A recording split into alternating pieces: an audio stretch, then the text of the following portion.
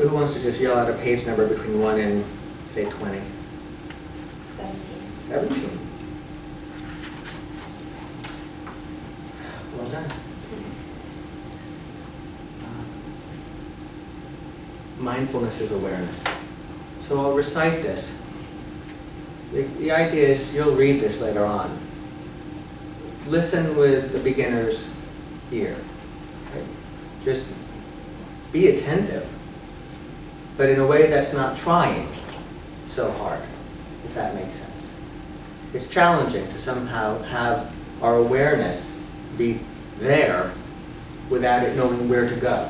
That's part of what we've been exploring with our attention to some extent. You might have begun to notice when your attention has somewhere to go, or it's pulled in a certain direction, okay. But if it doesn't, it's boring, I don't know what to do, I'm easily pulled away by this or that, my mind just begins to wander, and who's in charge in those moments? That's part of what we're exploring. So when we begin class with a reading, it's meant to be not like we're going to then have a conversation about what did this mean to you and what did this phrase mean to you. We might get into that in time, but it's a different way of being present for the information, because your brains are working. They're working. It's not like they just turn off. You might turn your attention away from an object, like the reading, but your brain is very engaged. It's just moving in the direction that you, intentionally or not, happen to be directing it, or it's being pulled. So listen with that beginner's mind, and then we'll lower or close our eyes and do a short practice. All right? It's good to see you all. Looking forward to our day together. Mindfulness is awareness. As I suggested in the introduction, my operational definition of mindfulness is that it is paying attention on purpose, in the present moment, and non-judgmentally. It is paying attention on purpose, in the present moment, and non-judgmentally. Sometimes I like to add the phrase, as if your life depended on it. Because it does, to such a profound extent. But technically speaking, mindfulness is what arises when you pay attention on purpose, in the present moment, non-judgmentally. It's what arises when you do, as if your life depended on it. And what arises is nothing other than awareness itself. Awareness is a capacity that we are all intimately familiar with, and yet are simultaneously complete strangers to. So the training in mindfulness that we will be exploring together is really the cultivation of a resource that is already ours. It's the cultivation of a resource that is already ours. It doesn't require going anywhere. It doesn't require getting anything. But it does require learning how to inhabit another domain of mind that we are, as a rule, fairly out of touch with. And that is what you might call the being mode of mind.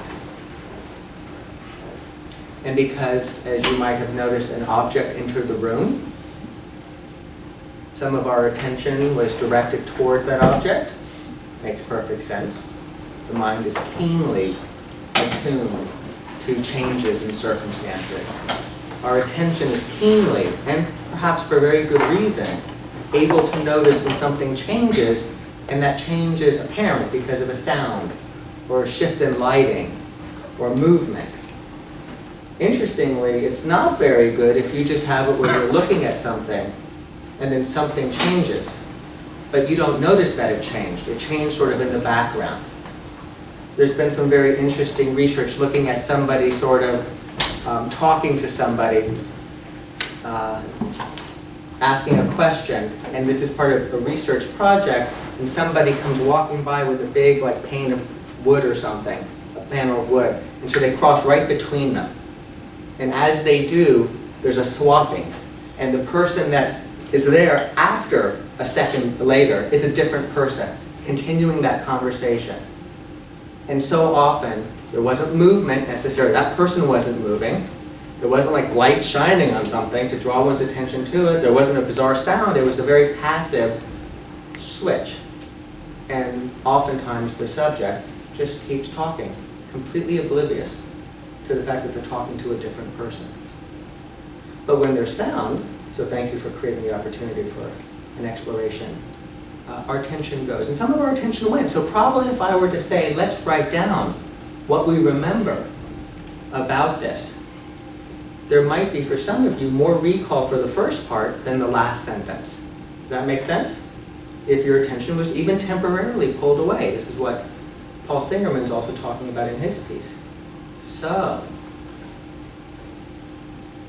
awareness is a capacity that we are all intimately familiar with, and yet are simultaneously complete, that's a strong word, strangers to.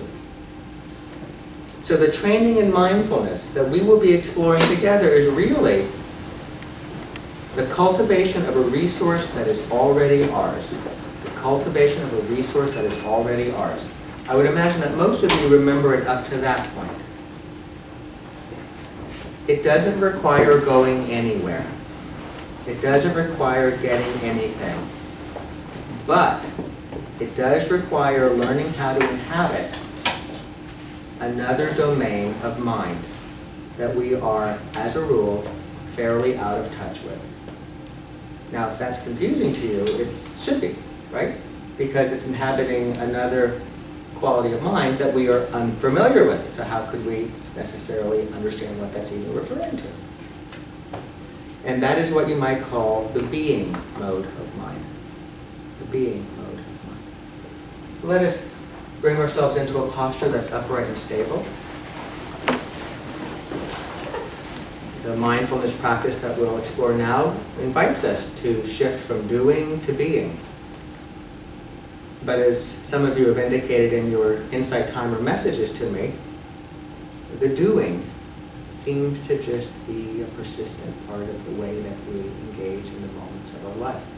Doing, trying to make something happen, trying to make something change, trying to feel a certain way. Those are all doing qualities. Nothing wrong with them, but it's important to be aware of when we're doing and when we're being present for whatever's arising. And this is a practice that moves us in that direction, points us in that direction. It's not a practice that is that. It helps with the cultivation of that. So, with our postures upright and stable, we lower or close our eyes, whichever you prefer. As we rest our attention on the sensations of the body sitting as we breathe.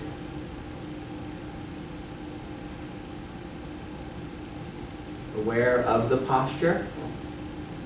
That is a gentle turning of your attention that somehow is able to gather data about your posture. You know you're sitting upright. If you were slumping, you'd have a sense of that. If you were laying down, you'd have a sense of that.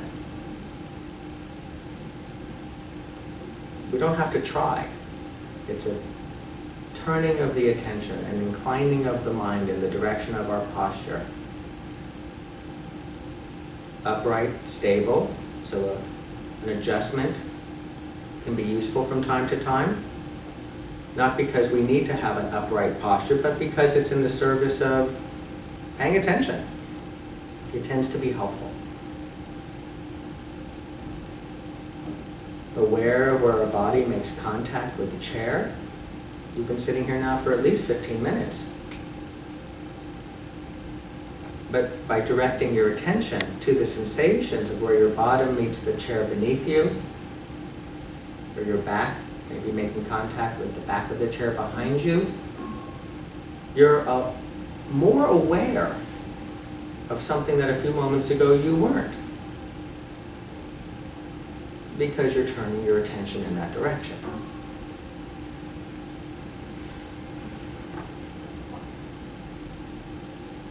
Aware of the body, not just sitting, but moving with the breath. the torso expanding, the rib cage lifting on the in-breath, and softening on the out-breath. As you take 3 slower, deeper breaths, I'll guide us at a certain pace, but feel free to go a little bit quicker or a little bit slower based on your own physiological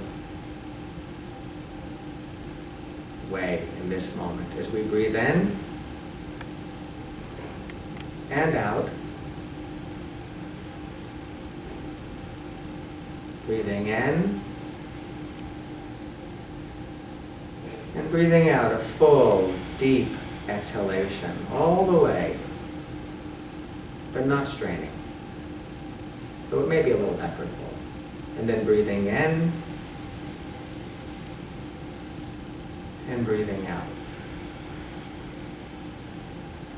And then allowing the breath to resume its natural pacing and rhythm, whatever that may be in this moment. There's no right or wrong way to be breathing.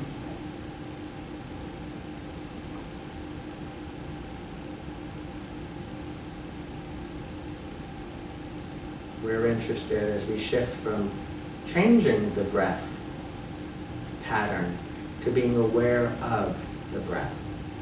And so this is where, if you think you woke up this morning, now is your opportunity to really wake up.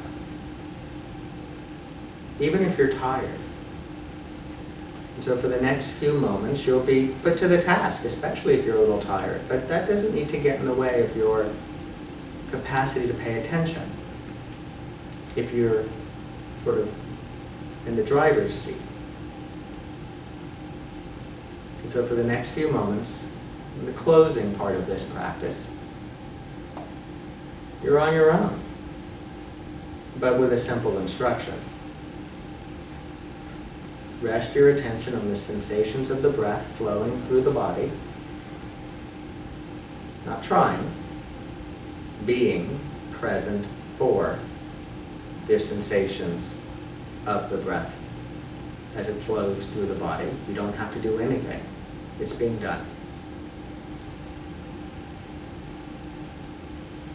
And on those occasions when you notice that your mind has wandered, which is really an extraordinary moment, think of where you were a moment before,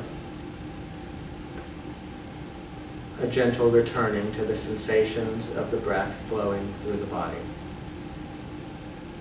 Let's do this for 1 minute.